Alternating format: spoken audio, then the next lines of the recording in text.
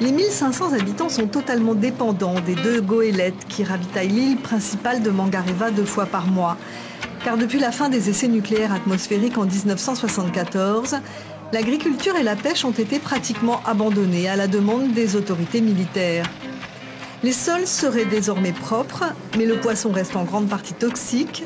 Les Mangaréviens consomment donc énormément de conserves ou de produits congelés. Mais jusqu'à présent, aucune étude sérieuse n'a établi un lien entre les essais nucléaires et la ciguatera qui empoisonne les hommes quand ils mangent du poisson de lagon. Faute de certitude, les habitants de l'archipel ne peuvent que constater. Oui, avant on mangeait beaucoup du poisson et maintenant on diminue un peu avec la ciguatera et puis tout le monde, il y a la gratte. Donc c'est pour ça que les gens ont perdu l'habitude un peu de manger du poisson. Oui, on a peur. Oui, même manger du cuisse de poulet, c'est moins grattant, quoi.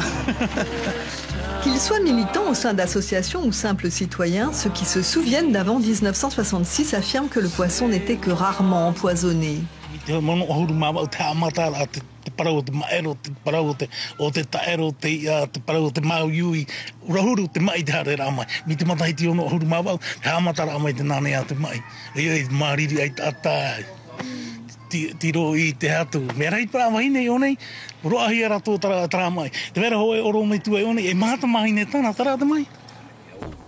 Même colère contenue chez Nicolas, le doyen du village. Les scientifiques se sont succédés sur son île, mettant en cause les travaux qui ont bouleversé les écosystèmes marins et favorisé l'apparition d'une algue ciguatoxique. Il n'y croit pas. Pour lui, Aldébaran, Canopus et les 39 autres champignons atomiques tirés depuis Moruroa et Fangatofa sont à l'origine de l'empoisonnement des hommes par les poissons.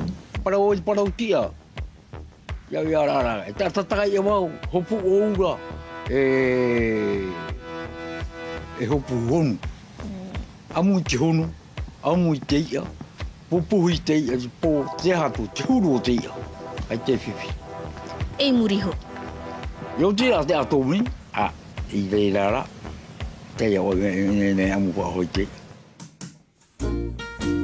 Plusieurs années après une étude menée sur les sols et qui a conclu à une contamination de surface, le ministère local de l'Environnement a décidé de faire la lumière sur une éventuelle contamination des lagons. Un organisme indépendant, le CRIRAD, l'association Moruroa et Tatau et la délégation sur le suivi des conséquences des essais, c'est la composition de ce groupe missionné pour aller rechercher des traces de radioactivité dans les coraux. À plusieurs, ils tentent de convaincre le maire adjoint de prêter les engins de la commune, car il va falloir extraire des blocs de corail de plusieurs tonnes du lagon mangarévien. Mais la partie n'est pas gagnée. Faire ce travail, c'est très compliqué. Et sur place, il y a encore des réticences, hein, c'est sûr. Mais il faut se batailler, quoi. Hein. Il faut continuer. Et aussi, il faut surtout persuader les gens que c'est un travail d'ensemble, c'est un travail de la population, c'est pas un travail d'une association ou d'un groupe. Nous essayons de préciser des choses. Par exemple, ici au Gambier, nous sommes déjà venus il y a 7 ans pour voir s'il n'y avait pas une contamination sur la terre. Nous avons fait des prélèvements. Heureusement, nous sommes heureux de le dire ça aujourd'hui, que s'il y a une contamination, elle est maintenant à plus de 30 cm sous terre. Donc, il n'y a plus aucun danger de ce côté-là. Ça, c'est bien. Aujourd'hui, le poisson dans le lagon est encore empoisonné dans certains lieux du lagon des Gambiers.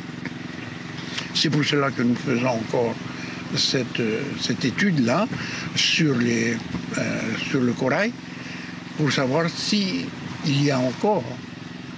Et ce n'est qu'avec des analyses qu'on pourra sécuriser les choses et dire la vérité aux populations. La zone à sonder est immense. Il faut dénicher une patate de corail répondant à des critères très précis. Juste après, dans la zone calme qui est juste après, ouais. Et après, on part sur Taravac. Ouais. Ok. Donc, point sud des Gambiers. Ouais. Le corail doit avoir entre 80 et 90 ans, au moins 30 au début des essais. Sa croissance doit s'être déroulée sans dommage d'aucune sorte et en immersion totale. Le bloc ne doit pas dépasser non plus un certain poids, faute de pouvoir être remonté. Et il doit subir un carottage en règle, afin d'en extraire le cœur intact. Le technicien du CRIRAD et le plongeur recruté par l'association Moruroa et Tatao passeront plus de 3 jours sur le lagon à rechercher l'échantillon idéal. Là, on est à Taravai, là, dans la baie de Taravai. C'est notre, on va dire, une des points importants pour rechercher l'espèce de corail qu'on recherche, le polytès. Depuis hier, on fait des repérages. Hier, on a eu quelques points où il y en avait. Par rapport aux espèces qu'on veut et puis la définition, le volume, sa structure belle, quoi. Parce qu'il y a beaucoup de politesse, mais il ne faut pas qu'il soit hors eau, quoi. Il faut qu'il soit complètement sous l'eau et puis avec une belle croissance. C'est ça les politesses, ça juste là. C'est pas bon. Ça fait un cratère. Ouais. Alors ici on recherche un corail assez particulier qui s'appelle, c'est de la famille des Porites. Il y a plusieurs sous-espèces après, mais c'est la caractéristique principale. Ce sont des coraux dits massifs. Donc c'est des coraux qui poussent en boule et qui ont une croissance comme un peu les arbres. L'intérêt de ces coraux-là, c'est de pouvoir dater ce qu'on va trouver dedans au niveau radioactivité.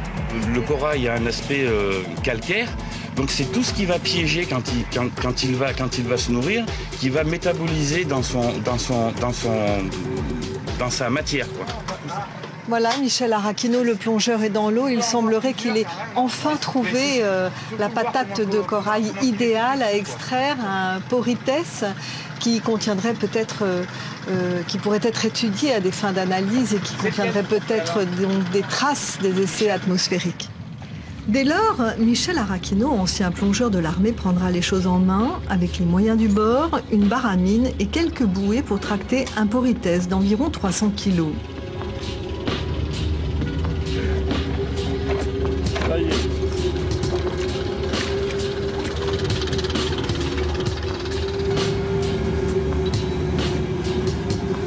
Plusieurs heures d'efforts intenses seront nécessaires pour déraciner le Porites qui ressemble étrangement à un cerveau.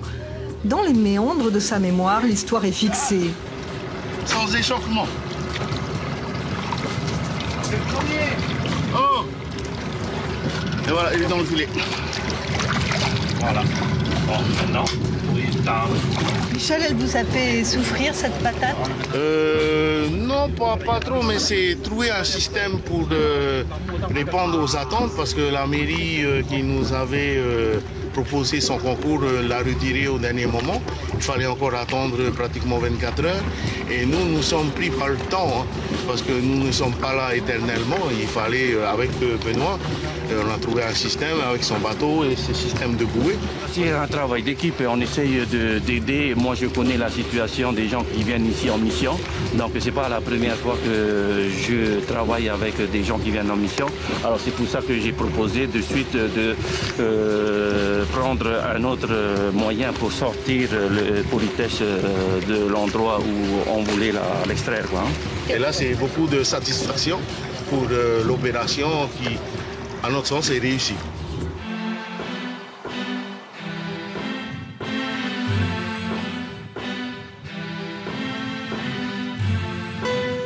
Mais le chef d'orchestre de toute cette agitation, c'est lui, l'homme de l'ombre, ancien prêtre militant, objecteur de conscience, terreur des ministres des armées depuis les tout premiers essais nucléaires français. Il poursuit sans relâche sa quête de la vérité dans les registres des mairies et dans les cimetières de la Polynésie. Il dit quand même, c'est triste tout ça. Qu'est-ce qu'on leur a fait à tous ces gens-là? Je ne veux pas dire qu'il peut y avoir d'autres causes, mais quand même, disons, c'est une recherche de la vérité. Ça, c'est mon travail au niveau global, au niveau en tant que chercheur. J'essaye de trouver un peu tous des éléments pour reconstruire une histoire du nucléaire dans ce pays. Mais en même temps, ce qui m'intéresse, c'est les gens, qu'est-ce qu'ils ont vécu. Peu lui chaud la grandeur de la France et les excuses. Il n'y croit pas, même symboliquement. Des actes, c'est cela qu'il attend. La seule chose que peut faire un État, c'est prendre une décision politique. D'abord, que la vérité soit faite, parce qu'on est encore loin de connaître toute la vérité de ce qui s'est passé ici pendant 30 ans.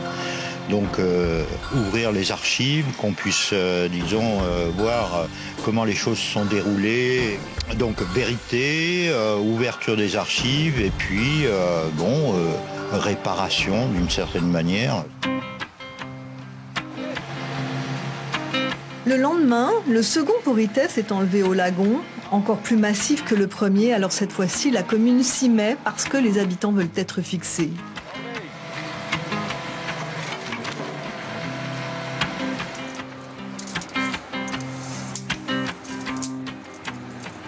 Ça a toujours été un grand point d'interrogation, le nucléaire ici.